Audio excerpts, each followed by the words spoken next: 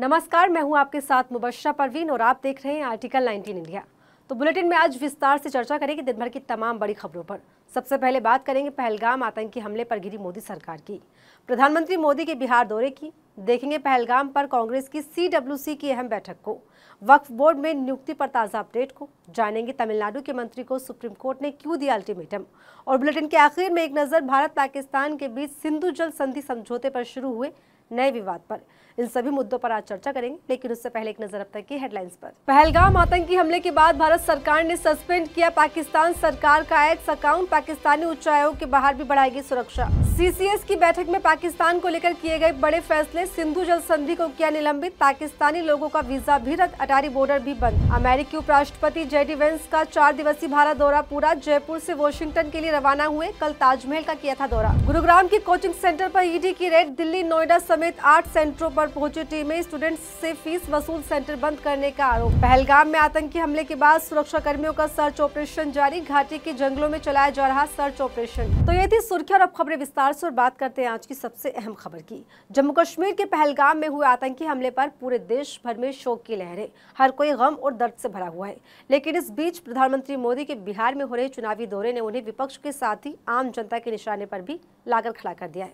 तो क्यों जनता के निशाने पर आए PM मोदी, आइए जानते हैं इस रिपोर्ट में। पहलगाम हमले के बाद प्रधानमंत्री मोदी बिहार पहुंच गए, जहां उन्होंने कई परियोजनाओं का लोकार्पण और शिलान्यास किया, जिसके बाद PM मोदी के साथ साथ पूरी BJP विपक्ष के साथ ही आम जनता के भी निशाने पर आ गई।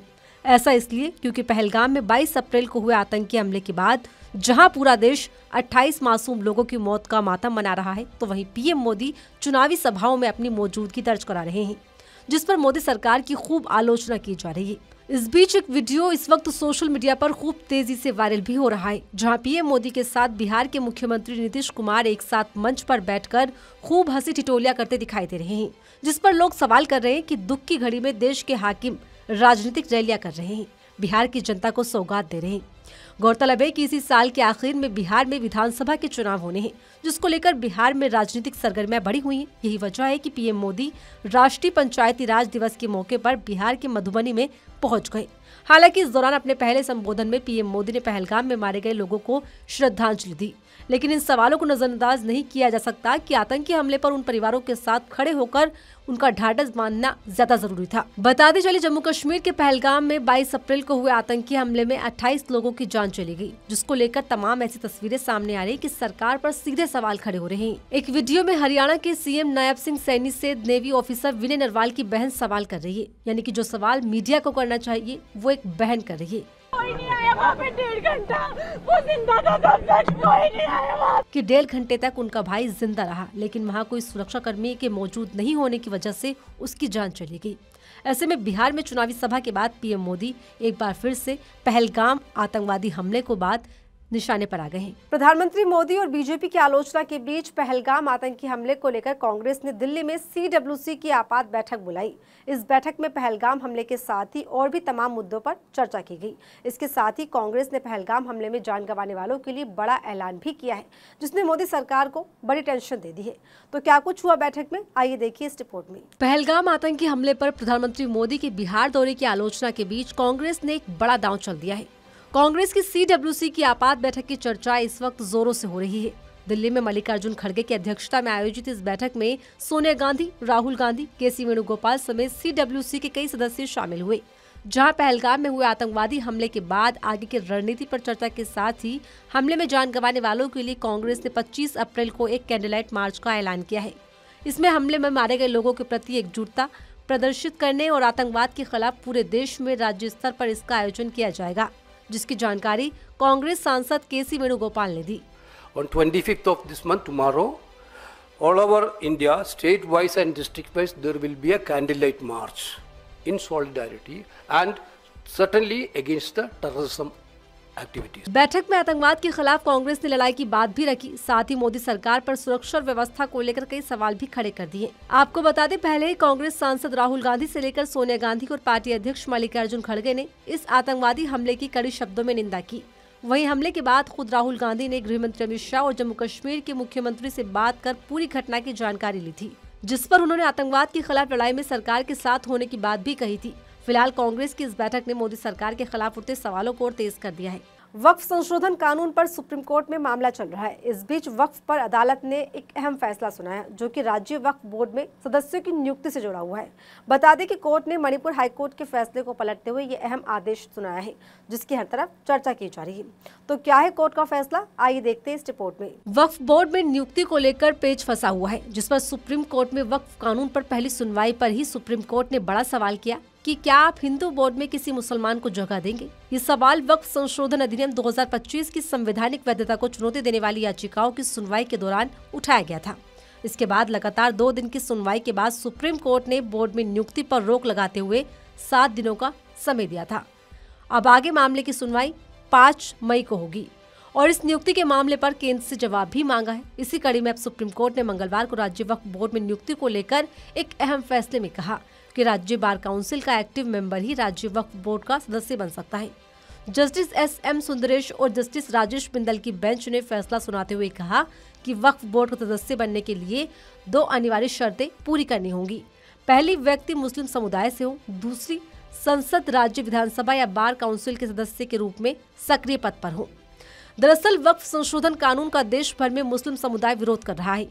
इस कानून के खिलाफ सुप्रीम कोर्ट में मामला चल रहा है। इस बीच सुप्रीम कोर्ट ने मणिपुर हाईकोर्ट के एक फैसले को खारिज करते हुए एक नया फैसला दिया, जिसके मुताबिक अगर कोई वकील राज्य बार काउंसिल में किसी पद पर नहीं होगा तो राज्य वक्फ बोर्ड का सदस्य नहीं बन सकता। बता दें कि सुप्रीम कोर्ट में विपक्ष के कई नेताओं ने वक्फ कानून के खिलाफ याचिकाएं दायर की हैं, जिस पर पहली सुनवाई 17 अप्रैल को हुई थी। सरकार ने इस सुनवाई के दौरान सुप्रीम कोर्ट में एफिडेविट देकर ये आश्वासन दिया कि अगली सुनवाई तक इस कानून के किसी भी कंट्रोवर्शियल प्रावधान लागू नहीं किए जाएंगे। इस पर अगली सुनवाई 5 मई को होनी है। इस बीच मुस्लिम समुदाय लगातार देश भर में इस कानून के खिलाफ प्रोटेस्ट कर रहा है। अक्सर नेताओं और मंत्रियों पर अपने पद के गलत इस्तेमाल के आरोप लगते रहे हैं, जिसका खामियाजा अक्सर आम लोगों को भुगतना पड़ता है। लेकिन अब सुप्रीम कोर्ट इस मुद्दे पर सख्त एक्शन मोड में आ गया है। इसी कड़ी में सुप्रीम कोर्ट ने डीएम के नेता वी सेंथिल बालाजी को दुविधा में डाल दिया है। कोर्ट ने उनसे कहा है कि या तो मंत्री पद छोड़ो या फिर जेल जाओ। तो क्या है पूरा मामला, आइए देखते हैं इस रिपोर्ट में। कैश फॉर जॉब से जुड़े एक मामले में मनी लॉन्ड्रिंग के आरोपों में जेल की हवा खा चुके तमिलनाडु के मंत्री सेंथिल बालाजी के साथ सुप्रीम कोर्ट ने बेहद कड़ा रुख इख्तियार किया। दरअसल सुप्रीम कोर्ट ने मनी लॉन्ड्रिंग केस में सेंथिल बालाजी को दी गई जमानत को वापस लेने की मांग वाली याचिका पर सुनवाई की, जहां उन पर जमानत की शर्तों को तोड़ने के आरोप लगे हैं। मामले पर सख्त एक्शन लेते हुए जस्टिस अभय ओका और जस्टिस ऑगस्टिन जॉर्ज मसीह की बेंच ने साफ कर दिया कि अगर जमानत पर बाहर रहना है तो मंत्री पद छोड़ना होगा। इतना ही नहीं, कोर्ट ने उन्हें चेतावनी भी दी कि अगर उन्होंने तमिलनाडु सरकार में मंत्री पद नहीं छोड़ा तो वो उनकी जमानत रद्द कर देंगे। जिसके बाद तमिलनाडु के मंत्री सेंथिल बालाजी की मुश्किलें बढ़ गई हैं। ऐसे में सेंथिल बालाजी ने सुप्रीम कोर्ट के टफ स्टैंड को देखते हुए कहा कि वो सोमवार तक अपना निर्णय लेंगे और सुप्रीम कोर्ट को सूचित करेंगे कि क्या वो मंत्री पद पर बने रहेंगे या नहीं।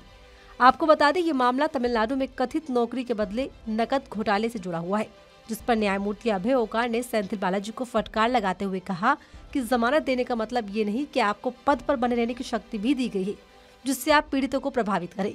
इसी के साथ सुप्रीम कोर्ट ने सेंथिल बालाजी से कहा कि हम इस आचरण को कतई बर्दाश्त नहीं करेंगे। हम आपको एक विकल्प दे रहे हैं, आजादी या मंत्रिमंडल का पद, फैसला आपका होगा। बताते चले डीएम के नेता वी सेंथिल बालाजी साल 2011 से 16 के बीच परिवहन मंत्री रह चुके हैं। उस दौरान कैश फॉर जॉब घोटाला सामने आया था। नेता पर आरोप है कि उन्होंने नौकरी के बदले रिश्वत ली। प्रवर्तन निदेशालय ने इस मामले में जून 2023 में मनी लॉन्ड्रिंग के तहत उन्हें गिरफ्तार भी किया था। सुप्रीम कोर्ट ने सितंबर 2024 में उन्हें 15 महीने की हिरासत और ट्रायल में देरी के आधार पर जमानत दी। इस दौरान कोर्ट ने कठोर शर्तें लगाई। ईडी ने दावा किया कि बालाजी और उनकी पत्नी के खाते में 1.34 करोड़ रुपए की नकदी जमा थी, जो उनकी आय से मेल नहीं खाती। वहीं डीएम के नेता ने ईडी के इन आरोपों से इनकार भी किया था और इसे राजनीतिक साजिश करार दिया था। हालांकि अब तमाम चीजों को देखते हुए सुप्रीम कोर्ट ने एक अहम फैसला लिया जो आगे के लिए भी काफी कारगर साबित होगा। भारत सरकार ने पहलगाम में हुए आतंकी हमले के बाद पाकिस्तान पर सख्त एक्शन लेते हुए सिंधु जल संधि को रद्द कर दिया है। यह कदम पीएम मोदी की अध्यक्षता में हुई कैबिनेट समिति में लिया गया। लेकिन यहाँ सवाल है कि आखिर इसकी जरूरत क्यों पड़ी और क्या इससे पाकिस्तान पर फर्क पड़ेगा। आइए विस्तार से जानते हैं सभी सवालों के जवाब इस रिपोर्ट में। भारत ने पहलगाम आतंकी हमले के बाद सिंधु जल समझौते को रोका तो ये बड़ी कार्रवाई मानी गई। हालांकि पिछले कुछ सालों से इस समझौते को लेकर लगातार सवाल उठते रहे हैं और इसी समझौते को ही कहीं न कहीं भारत पाकिस्तान के बीच टकराव का कारण बताया जाता है। दरअसल आजादी के बाद से ही सिंधु जल बंटवारे को लेकर दोनों देशों में कई तरह की दुविधापूर्ण स्थिति पैदा होने लगी थी। इसे दूर करने के लिए 65 साल पहले 1960 में सिंधु जल समझौता किया गया था।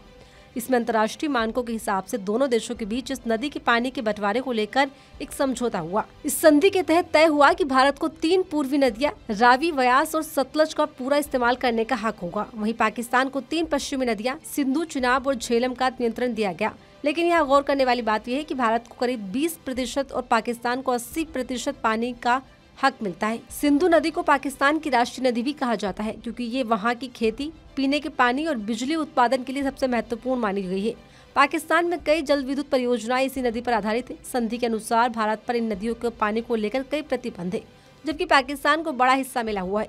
लेकिन सवाल किया जाए कि इससे पाकिस्तान को कितना असर होगा, तो भारत सरकार के इस फैसले से पाकिस्तान पर कोई असर नहीं होगा, जिसके पीछे कई डिप्लोमेटिक कारण बताए गए हैं, जिसमें एक अंतर्राष्ट्रीय स्तर पर पानी को लेकर दोनों देशों के बीच प्रोटोकॉल भी। फिलहाल पहलगाम हमले में पाकिस्तानी कनेक्शन के बाद प्रधानमंत्री मोदी की अध्यक्षता में हुई CCS यानी कैबिनेट कमेटी ऑन सिक्योरिटी की बैठक में कई बड़े फैसले लिए गए हैं।